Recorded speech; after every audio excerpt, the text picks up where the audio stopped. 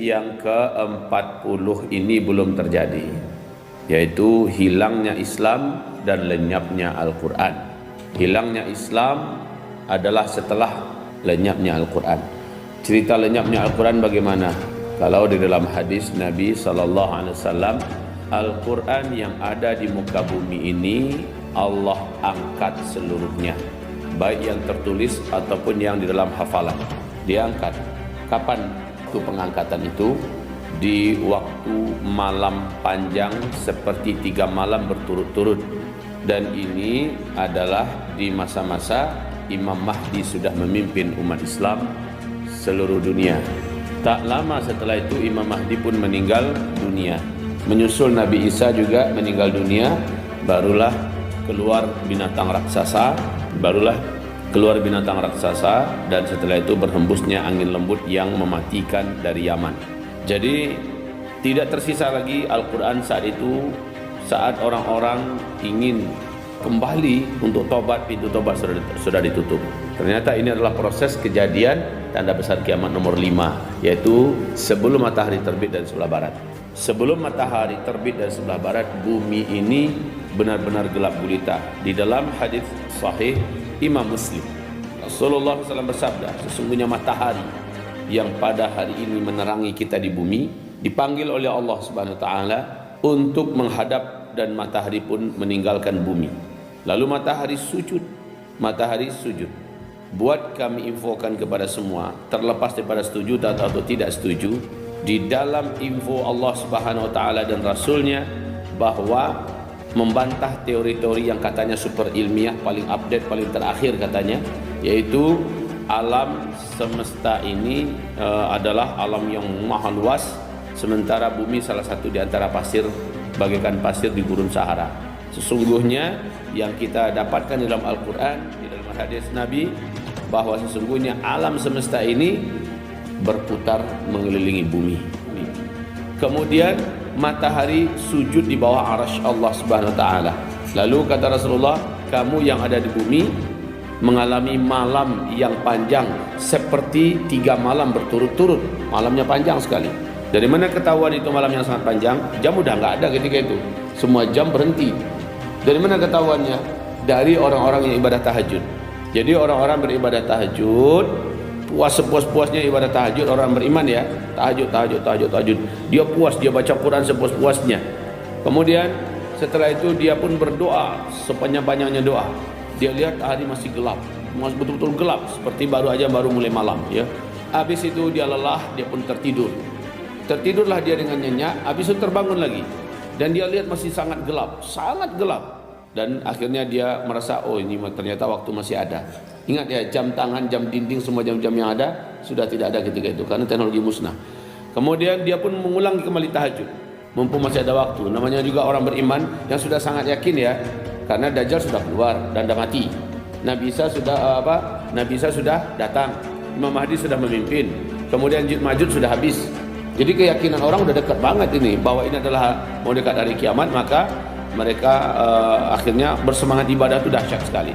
Jadi dia bangun kembali tahajud sepuas-puasnya kata Rasulullah, sepanjang-panjangnya dia tahajud, selama-lamanya dia berdiri tahajud. Lalu dia berzikir dan berdoa selama-lamanya, berdoa sepuas-puasnya dia berdoa. Kelelahan lagi dia tidur lagi. Ya, tidur lagi.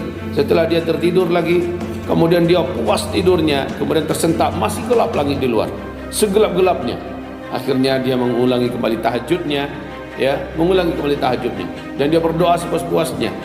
Lalu setelah itu dia lihat keluar masih gelap, segelap-gelapnya. Akhirnya orang beriman pada keluar semuanya dari rumah-rumah mereka. Ada apa ini? Ya. Kemudian sebagian orang berilmu pun sadar, ya Allah, memang Imam Mahdi sudah ada, Nabi Isa sudah turun, Dajjal sudah mati, Ya'juj Ma'juj sudah habis. Berarti ini maksud dengan matahari akan terbit dari sebelah barat. Itu keyakinan dan bisik-bisik orang beriman saat mereka keluar dari rumah mereka di kegelapan malam yang sangat gelap. Kemudian kata Rasulullah SAW, mereka pun berkumpul di masjid. Dalam hadis itu ya, entah masjid apa ini, tapi karena mereka di situ ada Imam Mahdinya, mereka pun berkumpul di masjid. Berarti Palestina ya, di Palestina. Kemudian mereka pun berkumpul di masjid. Apa kata imam? Kumandangkan azan. Azan subuh pun dikumandangkan sampai as-salatu khairun minan naum, salatu khairun minan naum, menandakan subuh sudah diperkirakan masuk. Kemudian qomat, ya, salat sunat al-qomat dan berzikir. Zikir yang lama dan panjang, lalu berdoa pada Allah. Dilihat masih langit masih gelap, segelap-gelapnya di luar. Apa kata imam? Kayaknya kita tadi belum waktunya kita mengumandangkan azan. Pak, azan balik. Kata sang imam, dalam hal ini adalah Imam Al-Mahdi. Azan balik. Azan balik kali kedua. Azan balik. Habis itu ulang balik salat sunat fajar, qabliyah fajarnya. Setelah itu solat lagi, qomat. Solat lagi. Solat lagi. Solat subuh dibaca oleh imam bacaan yang terpanjang, ya. Bacaan yang panjang sambil menunggu matahari untuk terang. Setelah selesai solat, ya, mereka pun berzikir dengan zikir yang lama dan panjang, zikir yang seharusnya, ya. Lalu mereka berdoa menangis kepada Allah. Masih juga gelap di luar, ya. Masih juga gelap di luar. Barulah setelah itu mereka dikejutkan, cahaya mulai nampak bukan dari timur tapi dari sebelah barat. Matahari terbit dari sebelah barat. Betul-betul keluar matahari di sebelah barat. Keluar, dan sejak itu kata Rasulullah, orang-orang yang menunda-nunda tobat, pengen tobat tapi pintu tobat sudah ditutup. Tidak ada lagi tobat yang diterima oleh Allah Subhanahu wa taala. Orang-orang juga yang hafal Al-Qur'an kebingungan di mana Al-Qur'an yang dihafal, hilang semuanya. Bahkan Al-Fatihah dari tenggorokan pun hilang. Tidak ada yang tersesat muka bumi. Al-Quran satu ayat pun atau satu pun orang yang hafal Quran, hilang seluruhnya. Al-Quran diangkat oleh Allah di penghujung malam panjang itu, terakhir diangkat ke langit. Maka semua yang ada di muka bumi berlarian menuju kepada orang-orang berimannya, ya, kepada mushaf-mushaf dan Al-Quran. Tinggal kertas-kertas putih saja lagi kata Rasulullah. Tinggal kertas putih. Zaman Nabi enggak ada kertas. Tapi Nabi sudah menyebutkan nanti Al-Quran tinggal di kertas. Berarti Al-Quran yang sekarang inilah dia. Di kertas putih sudah terangkat. Yang ada hanya listnya aja lagi. Al-Qurannya sudah hilang. Al-Qurannya. Dan orang-orang yang hafal Quran sering bertanya, mana hafalan kamu? Sudah hilang. Semuanya lupa. Ya, Al-Quran ini sesungguhnya sudah disimpan oleh Allah, bahwa Al-Quran hafalan si fulan sudah ada mereknya di situ.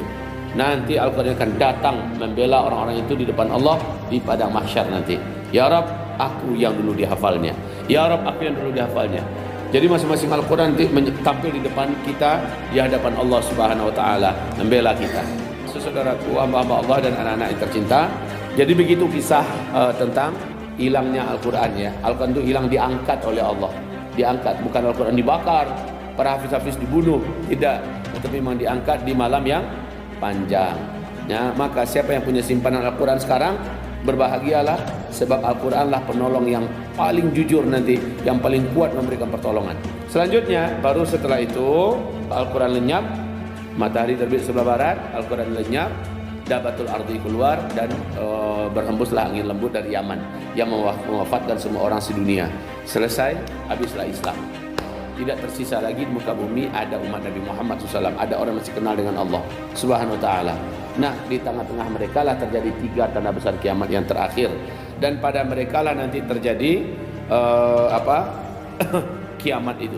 Kata Rasulullah, setelah angin lembut yang bertiup dari negeri Yaman mematikan seluruh orang-orang Islam yang ada iman, setelah itu 40 tahun kemudian kiamat kehancuran alam semesta pun terjadi. 40 tahun setelah itu. Yang di sini hanya hadis yang singkat. Abdullah bin Mas'ud radhiyallahu anhu berkata, la yuntaz'anna al-Qur'anu min baini adhhurikum yusra alaihi laila fayudhhabu min ajwafir rijali fala yabqa minhu syai'. Artinya, sungguh Al-Quran akan dicabut dari pundak-pundak kalian. Dia akan diangkat pada malam hari sehingga ia pergi dari kerongkongan-kerongkongan orang-orang yang menghafalnya. Maka tidak ada lagi yang tersisa dari Al-Quran di muka bumi sedikit pun. Ya, jelas hadisnya. Tidak lagi tersisa Al-Quran di muka bumi sedikit. Al-Quran itu terstempel atas nama dia. Kemudian pas Zaidi dibangkit kepada masyar, Al-Quran ini akan didatangkan kepada beliau. Dan Al-Quran ini yang hadir tampil di depan Allah Subhanahu wa taala. Ya Rabb, ya Allah, ini hambamu telah menghafal aku dan aku adalah hafalan Al-Qurannya. Maka Allah Subhanahu wa taala berfirman, baca. Zaidi pun membaca. Setiap kali Zaidi membaca, kata Rasulullah, 1 tingkatan surganya dinaikkan ke atas. Dibaca lagi surat yang lain, 1 tingkat surga yang lain dinaikkan ke atas. Di riwayat yang lain bukan 1 surat, tapi per 1 ayat dinaikkan tingkatan surganya. Per 1 ayat. Kan surga ada berapa tingkatan? Sejumlah ayat yang ada dalam Quran. Jadi persatu ayat yang dibacanya naik ke atas, naik ke atas, naik ke atas, naik ke atas, naik ke atas. Ya Allah, maka pertahankanlah hafalan kalian. Tambah kalau nggak bisa, menambah, pertahankan. Ya, maka yang sudah dapat, inilah orang yang paling beruntung ya, yang kaya sekaya-kayanya, sedang makmur semakmur-makmurnya, dan dalam kemakmuran itu kita semuanya meninggal dunia. Ya, alhamdulillah. Demikian pula dalam hadis berikutnya, Islam akan hilang sebagaimana hilangnya hiasan pada pakaian, sehingga tidak diketahui lagi apa itu puasa, tidak juga solat, tidak juga haji, tidak juga sedekah. Ya, jadi Ka'bah itu sepi-sepinya, tidak ada pengunjung satupun. Madinah, masjid-masjid, tidak, orang tak tahu lagi ini untuk apa nih ya. Dulu kayaknya ini dipakai orang dulu nih, orang ramai dulu di sini. Gitu aja cerita orang-orang yang tersisa hidup ya. Karena orang yang tersisa hidup benar-benar tidak kenal Allah, tidak kenal Islam. Jadi masjid-masjid yang ada, sholat semacamnya hanya di bahan cerita. Inilah dia orang-orang yang tersisa nanti. Lalu beberapa kelompok hingga tidak tersisa di muka bumi satu ayat pun yang tersisa. Hanyalah beberapa kelompok dari manusia, kakek-kakek dan nenek-nenek mereka berkata, kami mendapati nenek moyang kami mengucapkan kalimat ini. Lalu mereka mengucapkan la ilaha illallah, maka kami pun mengucapkannya. Ya, itulah masa di mana Al-Quran telah hilang dari dada-dada setiap manusia Muslim.